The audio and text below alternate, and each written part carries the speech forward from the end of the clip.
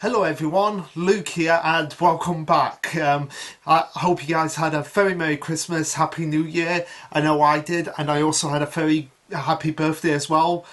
Just had a chill out birthday. Nothing really spectacular happened. I mean, got presents and I got cake as well, and I did whatever I just felt like doing on that day because it was like a more laid back birthday because next year something big is happening for my birthday next year, which I'm really looking forward to. But I'm gonna be announcing that like right at the end of this year because it will affect the buffer chapter that comes in between New Year, basically during this time, the chapter that comes out, even if it's still Mission Yozakura, if it's a new series. Like, I haven't really thought about which series I want to talk about after Mission Yozakura ends. I've got two candidates. It's either going to be Witch Watch or Akane Banashi. Still deciding on that. So yeah, it's either going to be one of those two series. But that's all the announcements I had to get out of the way. For now, let's just get back into some good old-fashioned Mission Yozakura.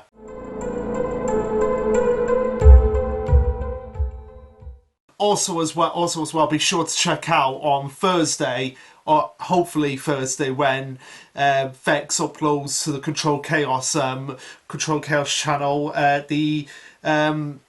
the podcast that we did a few nights ago, focusing on Ash actually leaving the Pokemon anime. So look forward to that, and look forward to some special modcasts that are going to be happening further down the line. I know I've discussed this with a few people, Party Jams included. Party Jams knows exactly what I'm talking about. So yeah, that'll be something to look forward to, considering it's a series that I am very well familiar with in terms of the TV series and a few of the books as well. I think you all know exactly which series I'm talking about. It's a live action series, a sci-fi series, so there'll potentially be a modcast on that one. We haven't decided on the final details. I think it's just something that I discussed with Red from Control Cares, and hopefully Fex will approve of it to go up on the main channel. Something to get Red back into some of the main channel stuff on Control Cares. But yeah. Again, I apologise for the tangent here, so we're just going to get right into the chapter now. Obviously, with this chapter, like with last year, it started off with a kind of like down-to-earth sort of like relaxing chapter, which makes sense because we've just wrapped up our massive arc and got the things in place for the next big story arc coming on. So it's called A Drive Across the Sea. Like, literally, you cannot get any more relaxing than that. So it takes place a few minutes after the last chapter, where we have all the Yozakuras in the car, just driving down the sea, of just like, yeah, this is the life, and you're wondering how on earth, why are they even driving when this car can actually fly? But yeah, they do actually explain it later on. So we start off with next we have a letter from a listener who calls himself... Oh, no, wait, this is the radio talking here. So it's like, oh, next we have a letter from a listener who calls himself Frozen Popsicle. 2 days ago, while walking the dog... And you just see Goliath. Goliath's the one driving. It's like, why is Goliath the one driving? I have no idea, but I love it. And you just see Koricho just being like there, like... Yeah, Goliath, you take the wheel, I'm just gonna do my own thing. And you have Shinzo, Nanano and Mutsumi all relaxed together, and you have Futaba, Keigo and Shion relaxed together. You just have Tayo in the background just being like, yeah, I'm gonna stay away from you guys, because it's a little bit awkward at this point, considering we were all at each other's throats a few hours ago, and now all of us were happy-go-lucky again. And to go back to what I was saying about Red, I really wish he would really get into this series, because, again, he said in their Chainsaw Man video, I really wish that Chainsaw Man had 5 chapters where they're just goofing off, doing their own thing. Well, Red, Mission Yozakura has you covered. I'm sure he's probably seen my comment on that. But seriously, Red, I doubt Red's going to be watching this, but if he does ever watch this, Mission Yozakura has it. There's literally a chapter right now where they're just on the sea, like in One Piece, where they're just chilling out and relaxing and talking to each other. Red, what more do you want? So to continue on, we have Tyle just reiterating exactly what his thoughts are at this point. That everyone is silent. There's not really anything going on. Going on at the moment, but it's not surprising as they're all tired out. The brainwashing has left them kind of all feeling a little bit woozy about it. Not to mention that Momo has vanished along with this new guy, Asa, and in the end, nothing really got resolved, which I disagree with. We finally found out what Creature's blooming is and what Momo's blooming is, so you got things that resolved, Tile. But I understand what you're getting at here. Like you've really got no clue about who the true enemy is. A lot of people say, "Oh, Asa's the true enemy." I'm still a little bit debatable on that because Momo would have actually said it outright to them. But even if that's the case, at the same time, they still have no idea who Asa really is. Like, he says he's the creator of Yozakura family, but that can mean anything. Like, does he work for an organization? Is he solo? What is going on here? And unlike, and he continues on and says, unlike the end of most other missions, the mood here is stiffening, which, yeah, makes sense. Like I said, they were obviously at each other's throats, and now they're all of a sudden expected to be buddy-buddy. It's kind of going to be a bit of friction at that point. This is where Creature's just like, I've had enough of this. This is too depressing. We need something to lighten up the mood, which, Creature, okay, yeah, after what you did in the last fight with Momo, yeah, you kind of deserve to take the reins here. It's just like, yeah, this is an order for you, Big Brother Keigo. You have to make the mood. You have to make the light in the mood, because my idea of light in the mood is probably tying up Tile, and yeah, I can't be bothered doing that at this moment in time. This is something that I actually want to bring up as well. We see that Creature now has his eyes closed again after using his blooming. Like, is that the only time he can actually open his eyes is when he's activating his blooming? Like, I guess that's the case, but anyway, it's not something that's important. Yeah, Creature's basically like, okay, yeah, this is too awkward. So within the next 30 seconds, you have to make it less awkward, Keigo. If you don't do this, I'll start listing off the titles of indecent manga you have in a for basically blackmailing Keigo. Like, okay, I know you've got indecent magazines, so I'm going to reveal them if you don't like this mood. And Keigo's just like, this is the abuse of power, Karicho, but fine, sure, go ahead, say them. I'm not embarrassed. I'm proud of my kinks, and then this is where we get quite a bit of the funny moment in the chapter where Keigo's just like, oh, fine, well, I guess I call it.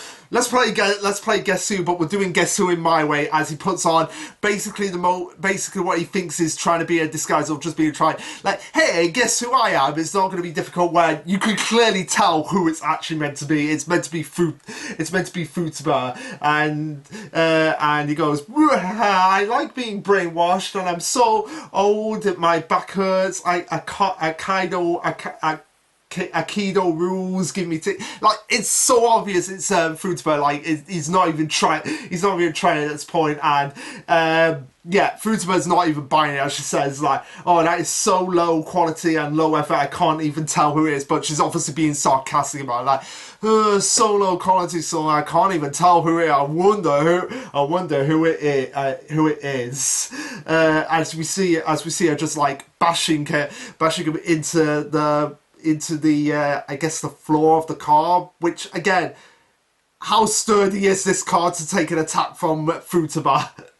Must be very, very sturdy. But we do get a really nice moment here where we have Futaba, where we have Keigo going like, this is the Futaba that I know, the one that hurts me, which I guess Keigo's got a bit of a mask up, but I guess it's more of the case of, like, he wanted to test Futaba and be like, okay, I need to know, is Futaba back to who she really is, and the fact that she beat him into the ground after insulting, like, pretty much confirms, like, yeah, Futaba is back to who she is, and that makes it like, oh, thank God, Momo's no longer in control of you guys. And Futaba's just like, oh, you always knew, you always make it difficult to know how to react to you.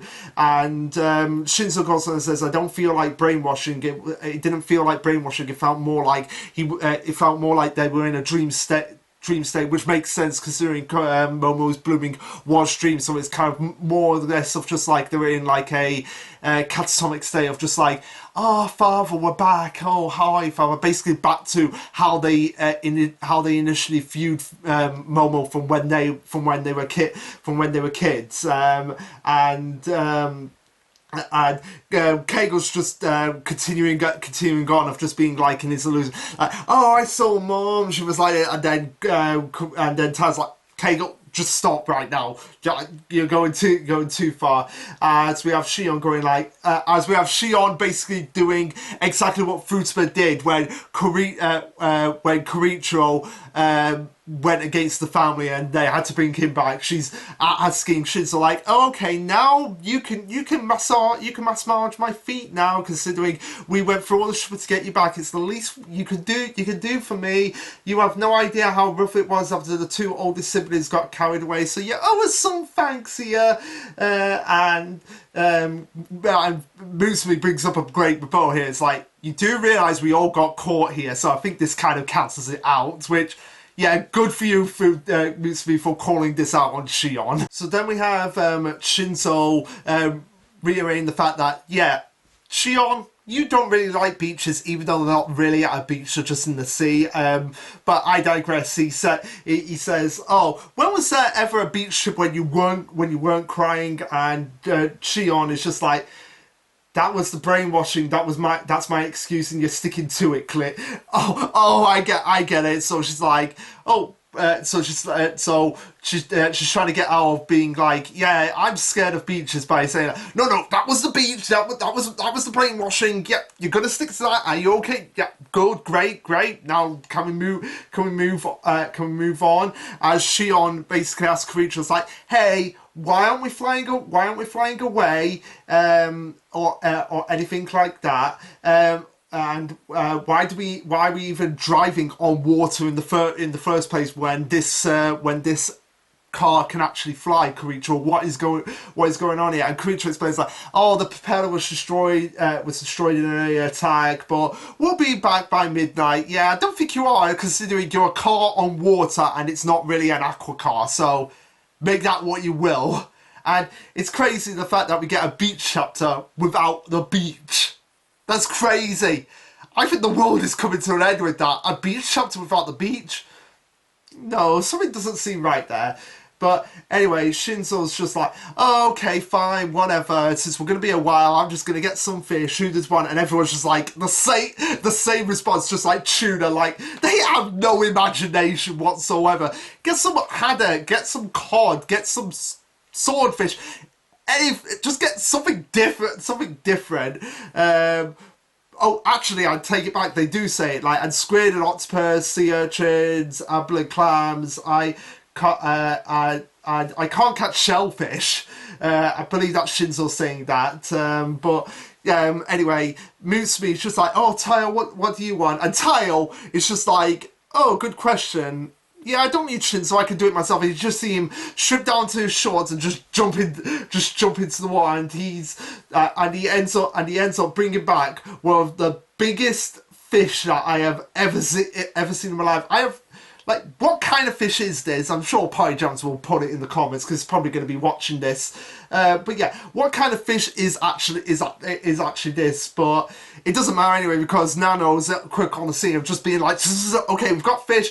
Everyone just chow down. But as we cut to later on in the night, where we have Korichiro now taking the reins of driving the car, and he's like, as Tao is sat out the front of him, it's just like, oh, too frustrated to eat. But before that, there's a really awesome moment here between Korichiro and Tao, where it's like, oh, when did I say give you permission to sit up in the front of the car in the front seat tile? And he's just like, oh, sorry, but he does it. It's like, sorry, do you mind if I stay here for now? I don't want to make it. Chris just like, fine. I guess you can't. I guess you can't sleep. But yeah, what's awesome about this moment is like what people have been putting on Facebook is that how different now Karicho and Tayo's relationship has fully changed. Like at the beginning of the series, if Tayo did this, Karicho was just like, right, you're gonna stay on the roof, Tayo. But now that they've actually kind of come to understand each other, like Tayo especially coming to understand what Karicho is and how important he is to the family, and Karicho understanding how important Tayo is, not just to Mutsumi, but also to the fact that, again, like I said, Tayo obviously reminds him of Kai, and I feel like the whole trapping him in like the steel spider was sort of like a test to get Tayo's endurance. Just like, okay, yeah, he's got this. He has got this. Even though I begrudgingly don't want him around at times, at the same time, he's still family now, and I've still got to protect him. But yeah, Karicho obviously knows that something's going on in Tayo's mind, which again is probably the reason why he's not being like, get to the back, Tayo. I want to be alone. Where and Tayo reiterates like, when everyone was brainwashed, I desperately tried to save them, but he beat me like it was nothing. If you hadn't arrived when you did, we would have lost everything, and I couldn't do anything. Basically, beating himself up with the fact that he wasn't strong enough to take down Momo, and if Tayo wasn't strong enough to take down Momo at this level, we have no idea how strong.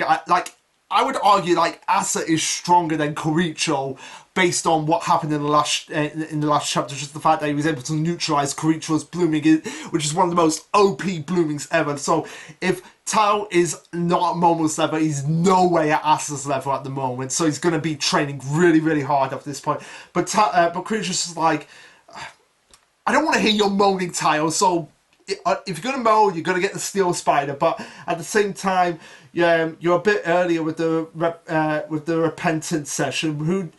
What do you think this was? The end. So Karicho's basically saying to Tao, like, Tao, you know that's not true. Like, this is not the end. This is not the end, right? Whoever said it was the end was an idiot, and you're an idiot for even thinking about it. For even thinking that just because you were useless here doesn't mean that you're ultimately useless, and you gotta get yourself out of that mindset. It's not over yet. Kai and the other Go Rank spies inspected the scene. They found no. Oh, great!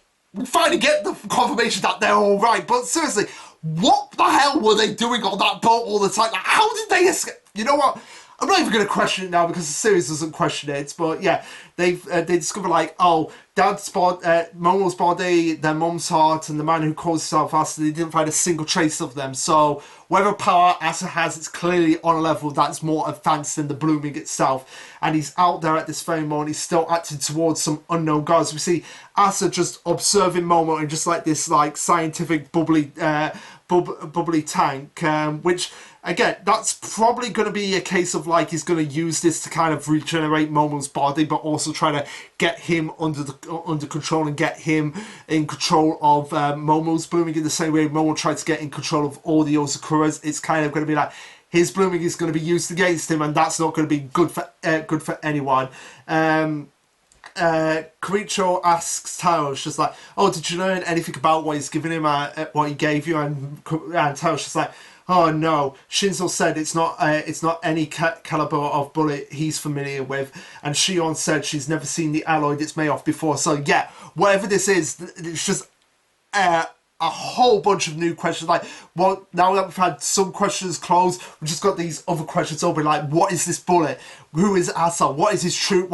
Just so many questions going through my mind now. And like Karicho said, it's not over yet. So it's like, okay, yeah, the series is going to go on for, like we said, I'm going to say another 3 years. I mean, Vex and Pyjams are a bit more of like in the more like a year and a half camp. So we'll see how long this is actually gonna go on. And Karicho's like, oh, no clues at all. Our father was a pain to the end. We came out of that with way too little. Once again, oh yeah, I love this moment of just like, yeah, once again you proved your incompetence. So he's gone from literally being like, Tile, who said you failed to be like, no, you still failed, but the situation is still fluid.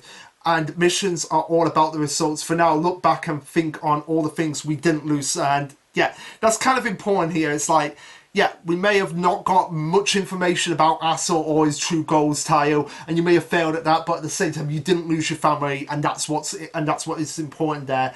And wreck your tiny little brain for all the ways you're going to keep them safe from now on. So yeah, you better be training really, really hard. Maybe we'll get the gold rank spy license.